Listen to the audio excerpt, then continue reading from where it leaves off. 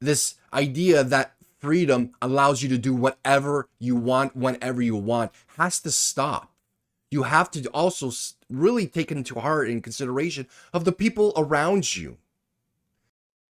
Hey everybody, and welcome back. Today what we're going to do is we're going to talk about the uproar in New Brunswick and Nova Scotia, where people are no longer allowed to walk in the provincial paths, going hiking, fishing, camping, and so on and so forth, due to potential fire risks or ongoing fires that are going on right now as well.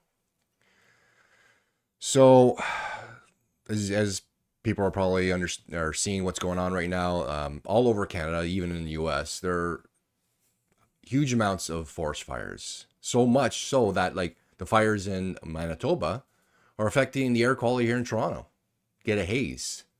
And that's thousands of kilometers away. That's how big the fires are. And even the U.S., I did a story on Minnesota. Republicans have sent a sternly written letter to Canada to help us control or require us to control our fires because it's affecting their air quality, which is insane. But it's a problem. It's a problem. Everybody's feeling the squeeze from these forest fires. I understand people's frustrations. Summertime, especially here in Canada, we've only got so many good days to enjoy the outdoor weather, depending on who you are. Because in the wintertime, ice fishing, skiing, snowboarding, skidooing, there's a lot of other things to do, but a lot of people hate the cold. So they want to enjoy nature during the good weather. So they're very upset with these bans for those two provinces, New Brunswick and Nova Scotia. But we also have to understand the severity of them. These fires are causing a lot of damage in terms of property and health. So the local authorities have deemed it necessary to just temporarily shut those areas down for people to enjoy. And I think the frustration is it's overshadowing why they have done it. So they go, well, what the hell? What like I want to go for a hike. How's a hike gonna start a forest fire? There was a couple of jokes where people were saying, "What if I walk fast enough? I'm going to create static electricity, ignite a fire?" No, no. You got people who smoke weed, cigarettes, whatever. They smoke. They think they put it out, but it can cause a fire, and it has. They've got reports of that. Camping, of course, camping, cooking, making a fire, having your own little barbecue, propane heater, whatever, propane cooker, can also start a fire. Even if you ban that, like you say, you ban smoking, you're not allowed to smoke, you're not allowed to cook, which in our areas, some areas, there's a fire ban. People are still going to do it. They're still going to do it because they think, I know better. I'm not like those other yahoos who are silly and going to start a fire because I know how to control a propane heater or a propane cooker. But those are famous last words, and fires get started because of that. ATVs, the exhaust. Like if the exhaust gets close to a very dry bush, it will ignite. Just the hot exhaust from the muffler can start a fire.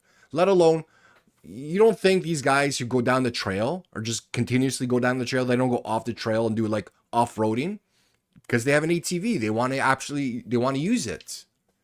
So they go over, they see a bush, some rocks, rough terrain. They'll go off the trail and they'll do a ride there. That hot exhaust, manifolds, anything touching a brush will ignite a fire. Fishing. Yes, I hear you. How can you start a fire fishing? How many, like, there's people when they go fishing, they cook their fish right there and then. Again, cooking. So they're making a call. Just guys, it's temporary. There's stupid people everywhere. So even if you have good intentions that I'm not going to do it, I'm going to follow the rules, there's other people that don't want to follow the rules because they think they're above the law, or that they're not those morons who don't know how to control the fire.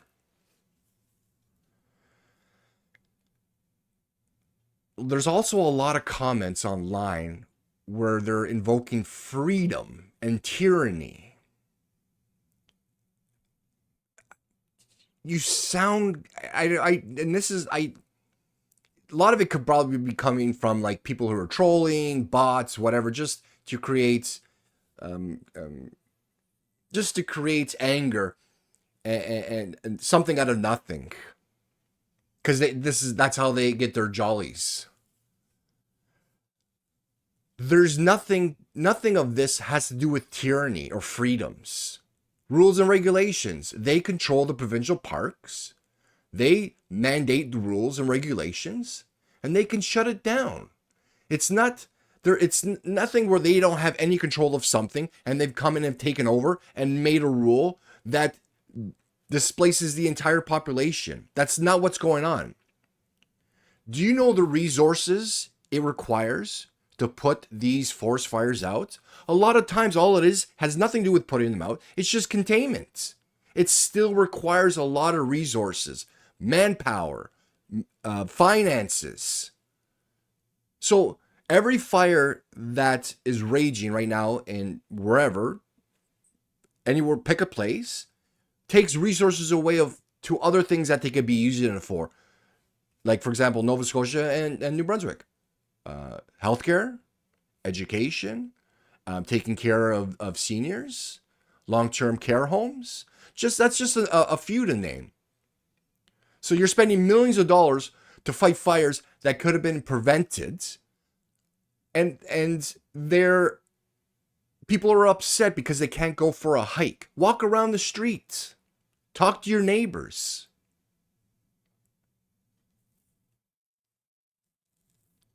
The fires that have been started have been man-made, and it's not like a lightning strike because there's no rain. There hasn't been any rain for a long time, and that's why it's dry. So they have reasons to temporarily shut those parks down and those trails down. But then you got people like this. And let me show you something. And Premier McNeil was saying, stay the blazes home. I guess this is stay the blazes out of the woods.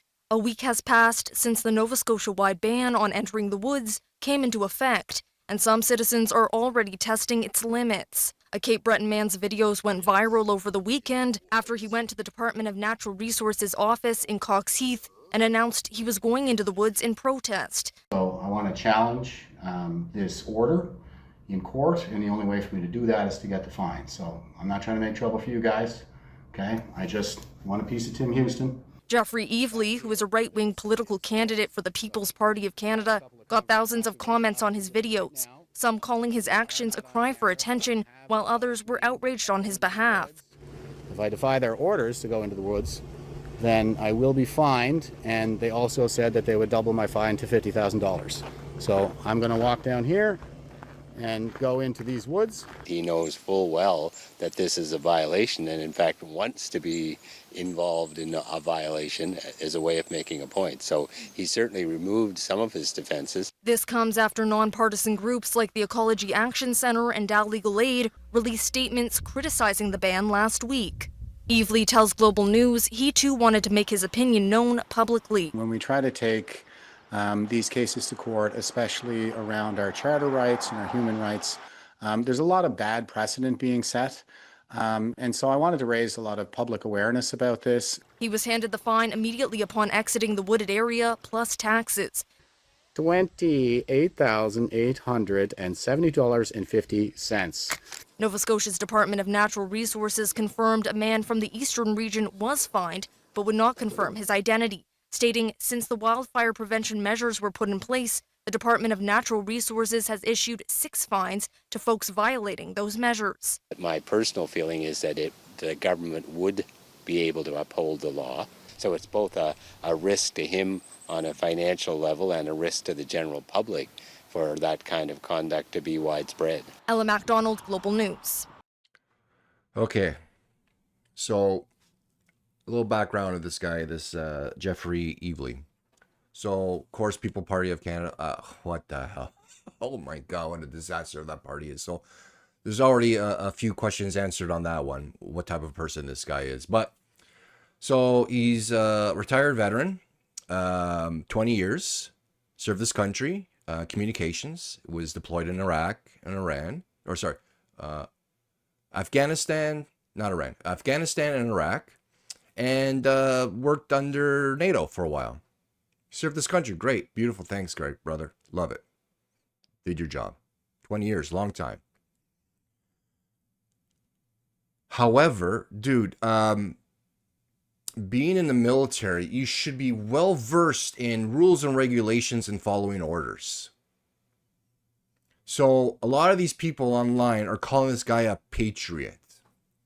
A patriot is actually following the rules and regulations put forward by elected officials and your superiors. There's nothing wrong with challenging certain orders, certain rules and regulations, but there's avenues to challenge that.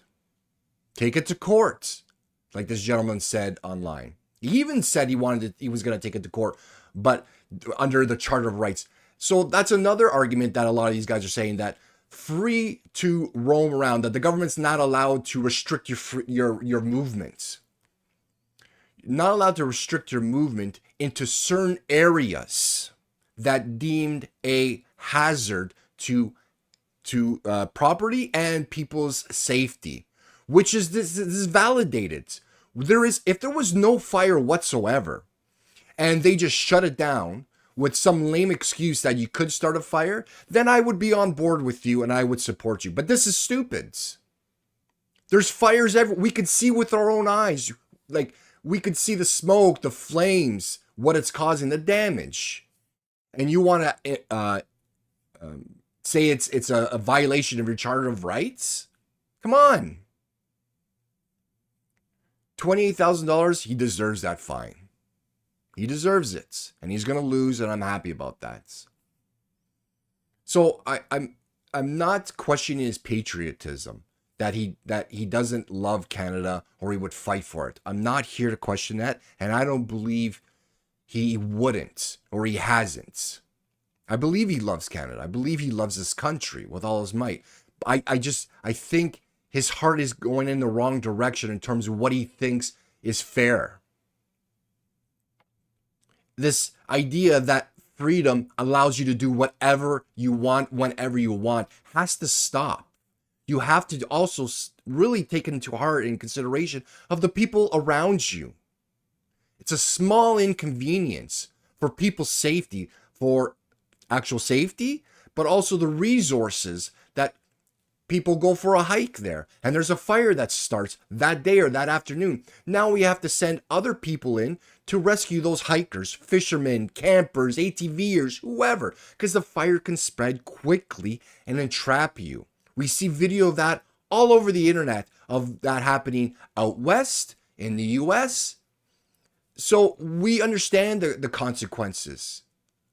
Stop being entitled just because something inconveniences you just a little bit. Think about your community. Actually think about your community, because if you did, you would understand what's going on is valid. So listen, that's it for me. Let me know in the comments, especially people who are in that area, what you feel, how you feel, your frustrations. And let me know. Make sure everybody else is safe, and be nice to each other. Help each other out, and keep each other safe. It's temporary. As soon as there's a bit of a rainfall, a few days of rain, they're going to open it up. And then you guys are going to see this was silly. All right. Don't forget to like and subscribe. And guys, take care. We'll talk later.